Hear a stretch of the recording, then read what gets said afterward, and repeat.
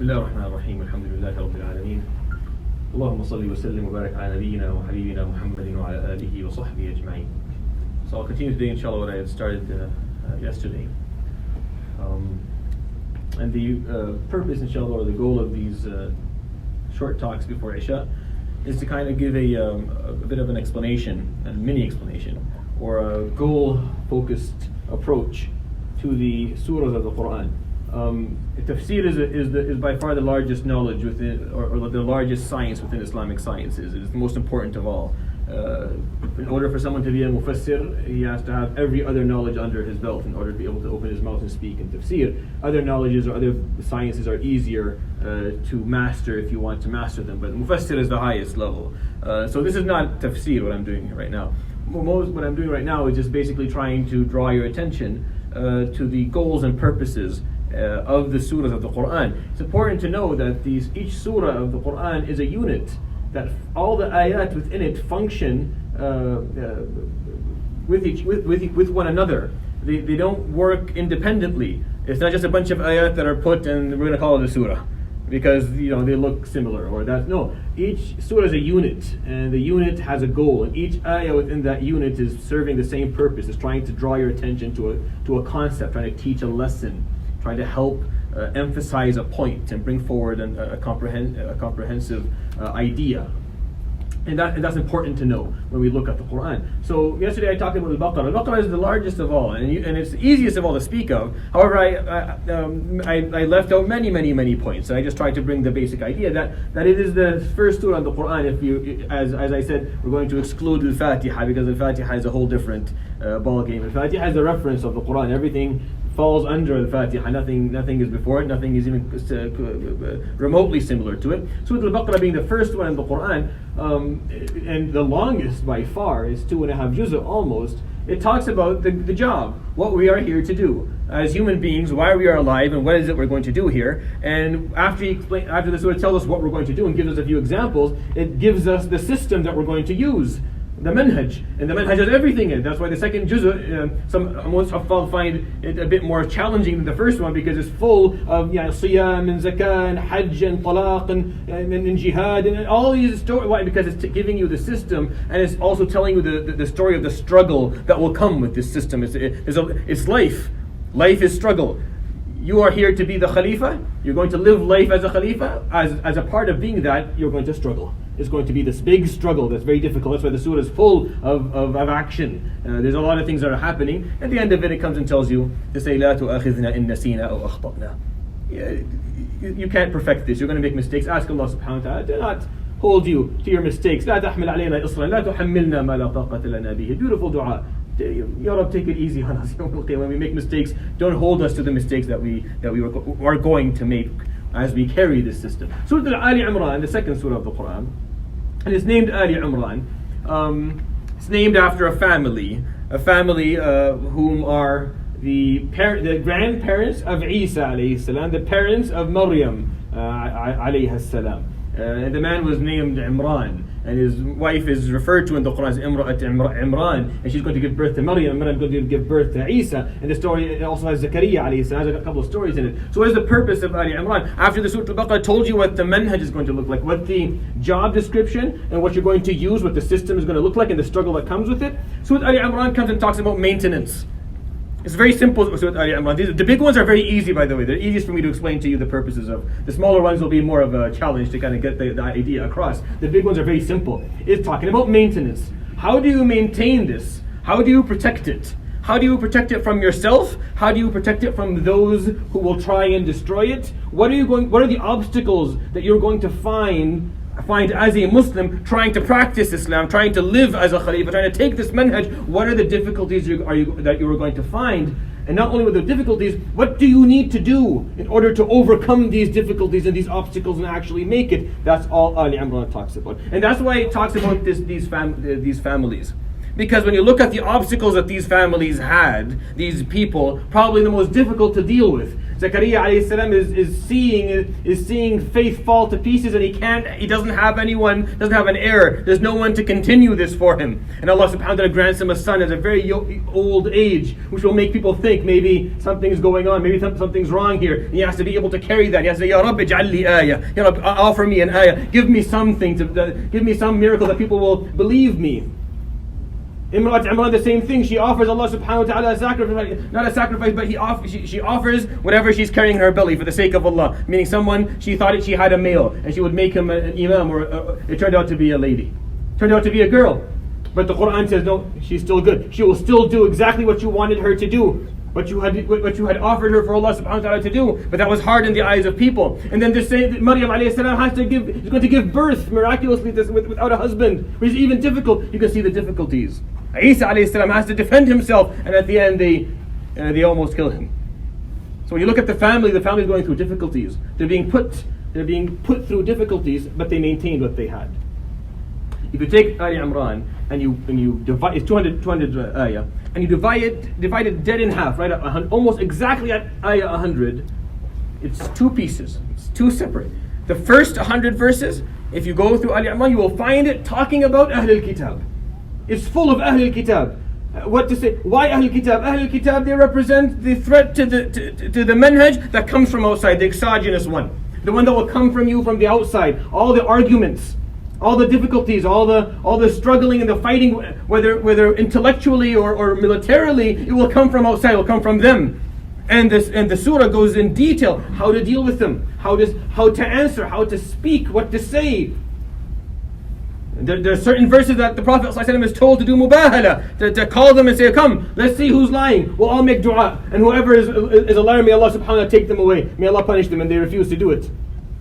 It talks about how they view Muslims. ذَلِكَ بِأَنَّهُمْ قَالُوا لَيْسَ عَلَيْنَا فِي الْأُمِّيِّينَ سَبِيلٌ. They say, you're not worth anything. So what do we say? How do we deal with them? They're from a different... وَمِنْ أَهْلِ الْكِتَابِ مَنْ إِن تَأْمَنْهُ بِقِنْطَارٍ يُؤَدِّهِ إِلَيْكَ. Some of them are good, some of them are bad, and some of them are bad. Just like every other group of human beings. لَيْسُوا سَوَاءً. They're not all the same. They're not all the same, even though they're going to say something different about you.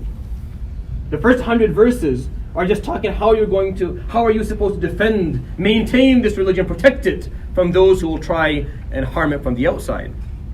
And it has, I said, Ali Imran, the point of it is maintenance. Just maintenance of what you were given. That's why it's full of shubuhat. Right at the beginning of it. Right at the beginning. فَأَمَّا الَّذِينَ فِي قُلُوبِهِمْ زَيْغٌ فَيَتَّبِعُونَ مَا تَشَابَهَ مِنْهُ. Those who have shubuhat in their hearts, those who have a lot of doubt and don't know how to deal with it, they will keep on following everything in the religion that doesn't make perfect sense to them at the moment.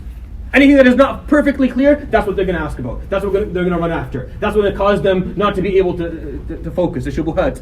And the second page, turn to the third page, زُيِّنَ لِلنَّاسِ حُبُّ الشَّهَوَاتِ مِنَ النِّسَاءِ وَالْبَنِينَ. Talks about the shahawat. The ghara'is.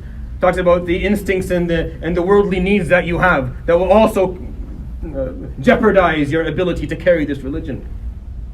The second half of Ali Imran, from 100 to 200, it's also maintenance, but not from a exogenous danger, nothing from outside. No, this time it comes from within. Now it talks about how you maintain the deen with the difficulties and obstacles that come from within, come from us as Muslims. What is the example that Surah Al Imran gives? Uhud. Uhud is the perfect example. Why? Because Uhud is the example where the Prophet ﷺ and the Muslims, they lost the war. They put it as frankly as possible. Whether you agree militarily that they lost or not is a whole different subject, but they didn't win. Let's say that. They didn't win that time. Things went pretty bad. The Prophet ﷺ was harmed. Many of the great names of the Sahaba passed away that day in Shahada. And then all these questions came up. People start to ask, how do we lose if he is Rasulullah? Rasulullah loses? Where were the Malaika? They came Badr. Were they too busy on Uhud to come by? Why did this happen to us? What did we do wrong? They are mushrikeen, we are mu'mineen. How is a mushrik going to beat a mu'min? Tell me. So all these philosophical questions start to come up. And Surah Al Imran answers them one by one. One by one. About the Malaika, وَمَا جَعَلَهُ اللَّهُ إِلَّا بُشْرَى لَكُمْ وَلِتَطْمَئِنَّ قُلُوبُكُم بِهِ. It was just good news when we told you about the Malaika. They're not the ones who brought you victory. وَمَا النَّصْرُ إِلَّا مِنْ عِنْدِ اللَّهِ. Victory comes only from Allah subhanahu wa ta'ala.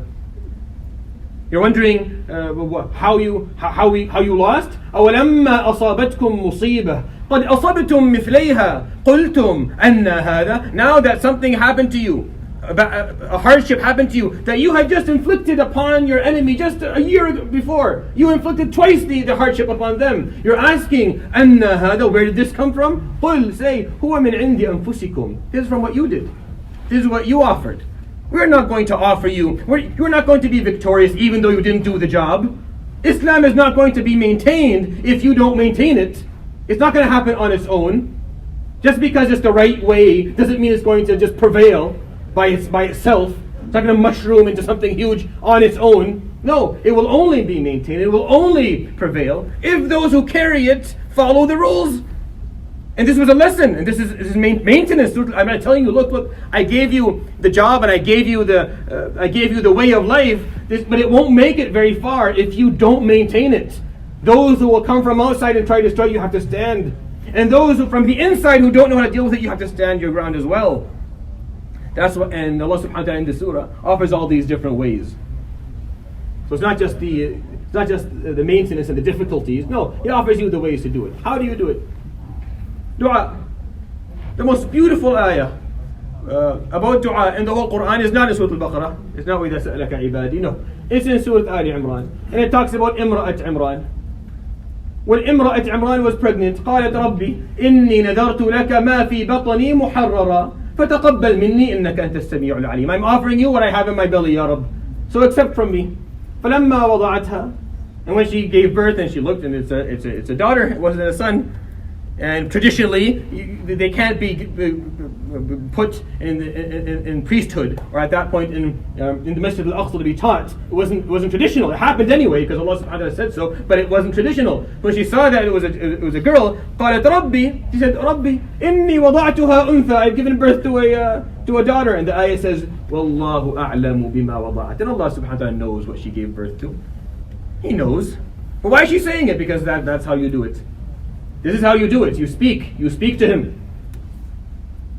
وَلَيْسَ الذَّكَرُ كَالْأُنثَى. She's explaining, Ya Rabb, but you know, males aren't like females when it comes to what I wanted to do for her.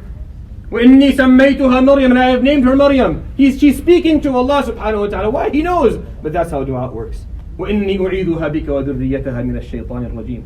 You go an ayah later, Maryam becomes the great lady that she is. Zakaria alayhi salam finds some food.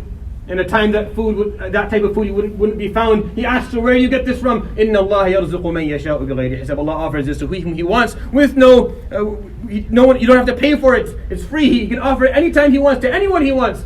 هنالك دعا زكريا ربه. That moment, Zakaria put his hands up and made dua. قال رب هب لي من لدنك ذرية طيبة. Oh Allah, offer me a good heir to continue what I carry. And he was offered, alayhi salam. Another part that we recited inshallah today in the next few raka'at is dhikr. الذين يذكرون الله قياما وقعودا وعلى جنوبهم ويتفكرون في خلق السماوات والأرض. Those who invocate Allah subhanahu wa ta'ala, remember Allah subhanahu wa ta'ala, whether they are standing or sitting or lying down, meaning in whatever situation they are in, they're in continuous remembrance of Allah subhanahu wa ta'ala. Another thing Allah subhanahu wa ta'ala talks about maintenance is shahada, sacrifice. Alhamdulillah, we're not required to do that now or here. This is not a part of our job. But it's an important part to understand that what you carry, the actual manhaj that you carry, is more important and more valuable than your own life.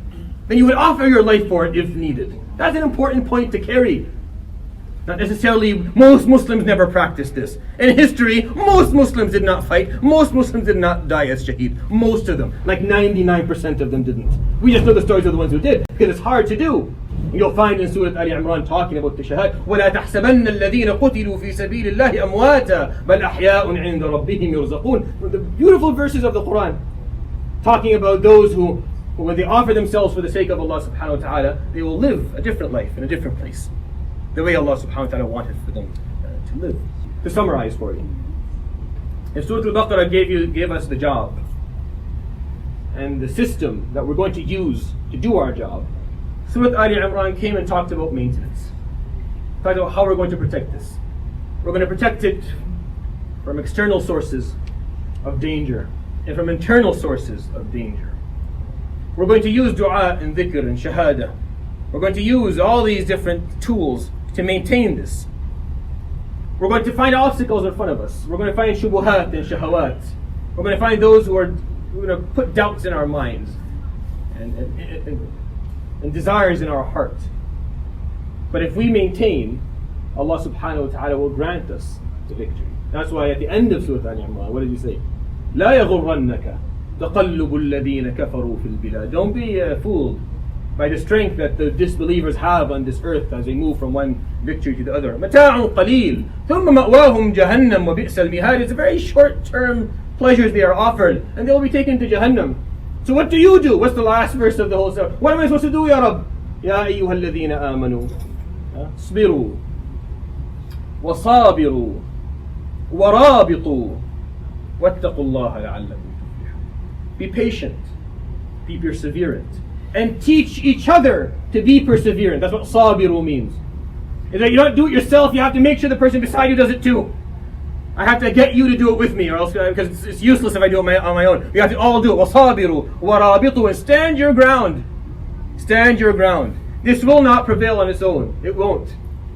A lot of us have that misconception that because it's the word of Allah subhanahu wa ta'ala, it will prevail. Whether I do my job or not, it will prevail. No. That's untrue. If it were true, there would be no Yawm al-Qiyamah. The whole concept of Yawm al-Qiyamah wouldn't exist. Yawm al-Qiyamah comes when no one is left on the earth who says Allah. Forget about La ilaha illallah. No one's left to say Allah, just His name. His name is forgotten completely. No one's left. And Yawm al-Qiyamah happened. How did that happen? Maybe that happened because a whole group of Muslims thought just because it's the right thing, it'll prevail on its own. It doesn't need maintenance or protection or sabr or musabara or murabata. Maybe that's what they thought. And everything came crumbling down. And that's what Surah Al Imran teaches us. I hope that was inshallah benefits. سبحانك اللهم وبحمدك اشهد ان لا اله الا انت استغفرك واتوب اليك وصلى الله على سيدنا محمد وعلى اله وصحبه اجمعين.